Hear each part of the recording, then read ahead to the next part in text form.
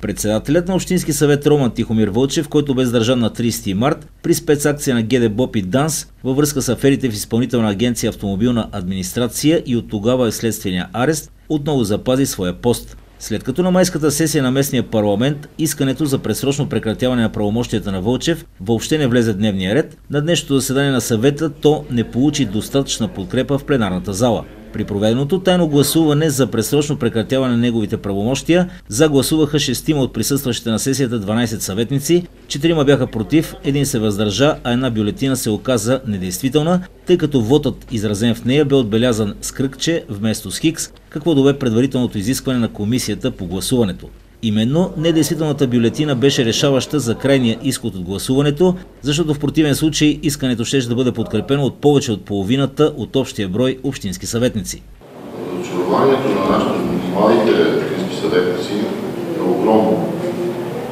6 човека от нас се поставиха над закона, не признават правила, не признават правилници. Тези 6 човека гласуваха беззаконието продължи в община Роман да съществува. Моето мнение е, че поглед приемем тук на там, ние за хората сме едни хора, които не зачитаме законите. Аз съм на мнение, че може и трябва да прекратим абсолютно всеки заседания в момента и ако имаме съвест, да си дадем от всичките да дойдат в нашето место по-тъпи хора. Това е обида, сериозна обида за гражданите на Роман. И аз не знам с какви очи утре, даже още днес, ще ги гледаме тези хора. Последвалото предложение за повторно гласуване отново не бе прието. Искането за освобождаване на Тихомир Вълчев от ръководния пост поради трайна невъзможност или системно неизпълнение на задълженията си като председател за повече от 3 месеца ще бъде внесено за разглеждане още веднъж, този път на извънредна сесия на Романския съвет. В края на днешното заседание председателстващият Общинския съвет Иван Алексиев насрочи извънредно заседание за утре в 8 часа с единствена точка предсрочно прекратяване на правомощията на Вълчев. Най-вероятно обаче сесията няма да събере необходимия кворум.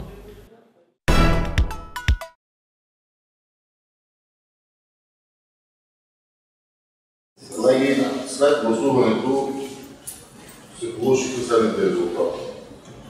Гласували за 6, против 4, въздържал се 1 и една недействителна бюлетина. Решението не се приема. 6-6. Искам да ви кажа, че разочарованието на нашите младите общински съветници е огромно. 6 човека от нас се поставиха над закона, не признават правила, не признават правилници.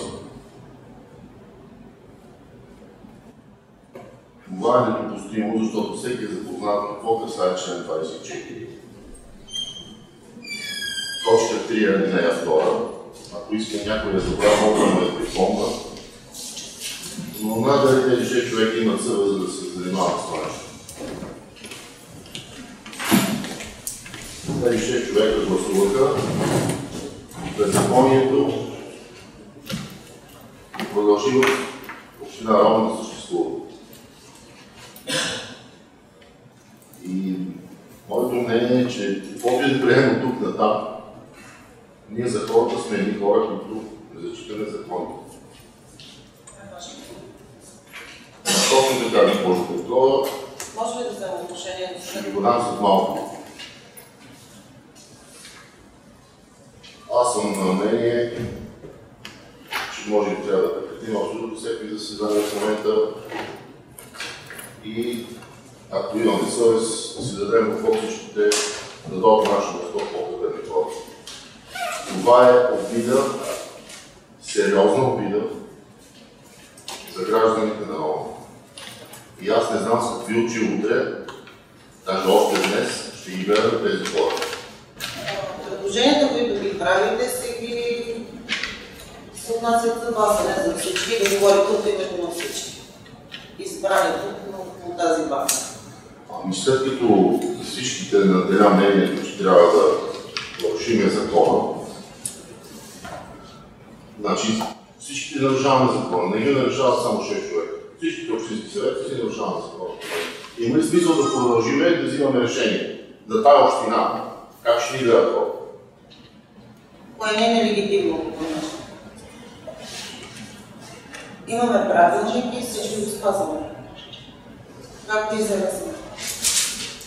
Само вие не знаете защо днес сме гласували. Само вие не сте разбрали реда и начина.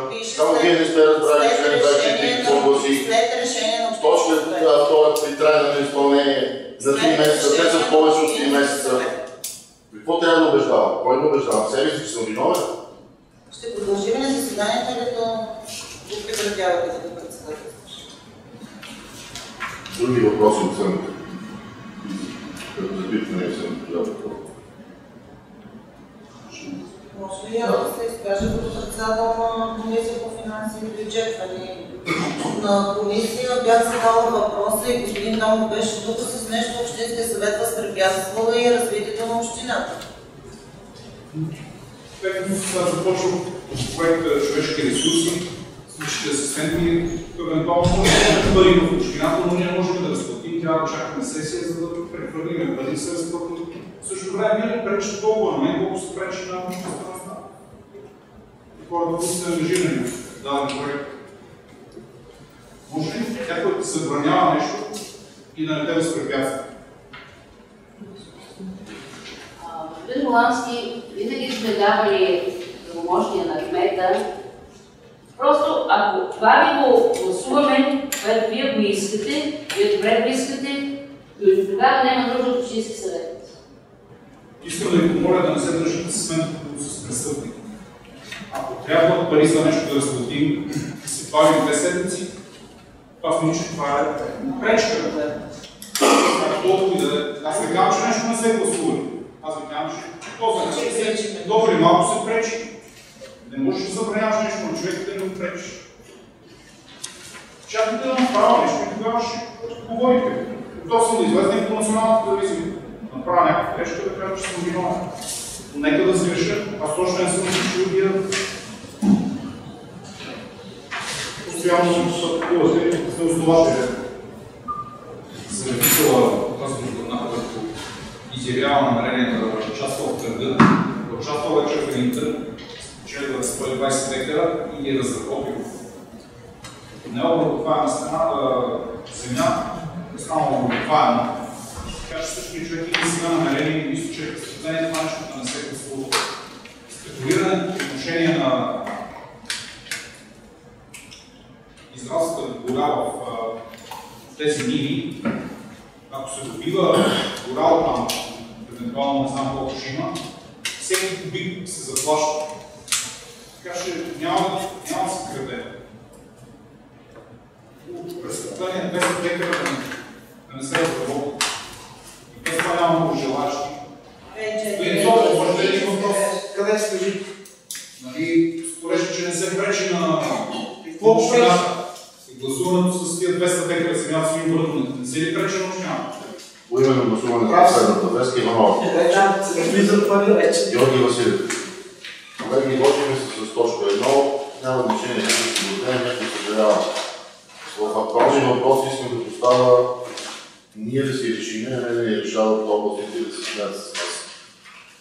Ако искате, мога да ви зачита член 24 и госпожа Петрова да го тълкува. Ако искате да вземем решение за извънредна сесия, ако искате да си караме редовна сесия, ако искате да ви е полезно да се гласува, да вземем сега решение, ако не ще чакаме област. Актуални въпроси не се взимат. Аз го вкарах в актуални въпроси, за да говорим като хората и да смахнем този срам. Цяла България знае какво става, само ние в Рома не знаем какво става. Да, не се случва, не го пожелава. Всички светиния край там. Предлагам да направим извънредна сесия още утре. Така и така сме се събрали. Да го подложим на гласуване това нещо и да се разберем ние. Той пречи, той трябва да присъства на тази. Има заместник, значи това не е проблем. Не, може да направим 10 извънредна сесия само с една точка. Колеги, арбитрарно взимаме решение, казвайки да се разберем. Ако искате и после да да правите, ако искате за всеки да му е удобно да може да пътува. И кметът ще остане и може да пътува. Това ще бъде за един час. Отидем сутринта всички да свършим работа, всеки после си гони задачи. Да закъснем, ще закъснем с един час. И да ни върна областното решение, ще даде срок да свикаме следващото заседание. Защо искаш да убедиш 12 човека в тази зала, че ти не разбираш за какво става въпрос? Не, аз разбирам, но вие не си Ти искаш да ми убедиш, че прочети закона е казано повече, какво отлагаме, защо отлагаме и какво отлагаме. Тук не става за горещия стол. Тук ти е казано трайна невъзможност. Той не го изпълнява, не 3 месеца, той не го изпълнява 5 месеца. Казвате, че не си организирахте избора както трябва. Какво да организираме? Ние искаме да организираме такова избори. Искаме да вървим по закон. Ако ще организираме избори, ще го организираме, ще се вие след ако ще го организирам. Сега тук говорим за реални неща. Може да пречите само общината на държавата. Ние отиваме над държавата. Не стига, че 2 месеца търпа хората да се пазигат с нас, не стига, че сваляме глави. Ние се правим, че не знаем какво. Не правим се такова, ти казвам. Значи ние мълчим и само в... Само 6-30 човек. Аз също изказвам, също работя. Аз не съм на заплата. Добре, съобразяваме се, дайте да имате кой може. Ти бързаш, защото отиваш на морето, така бързаш и преди с дневния ред. Пак бързаш, като бързаш, не искаш да управляваш, седи тук и управляваш. И аз управлявам, казвам, ето питам. Кога можем? Да насочваме или да не насочваме? Защото само всеки се съобразява с теб. Добре, питам. Всички работим и всички имаме. Добре, утре можем или не можем? Защото не реши, значи всички други сме грешни, само ти си правилен. Не, виждам ли решението и затова искам, ако мога да... виждате решението. Да. Виждате. Затова ти казвам, ако искате утре да правим, ако не искате, казвайте. 8 часа сядаме, взимаме решение, че го взимаме.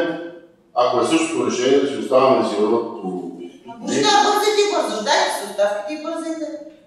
И не бързаме всички имаме работа. Ти бързо за морето, той бързо за еди къде. Добре, тук да става въпрос за бързи, аз мога да дойде в среда, мога да четвъртък. Ние много се...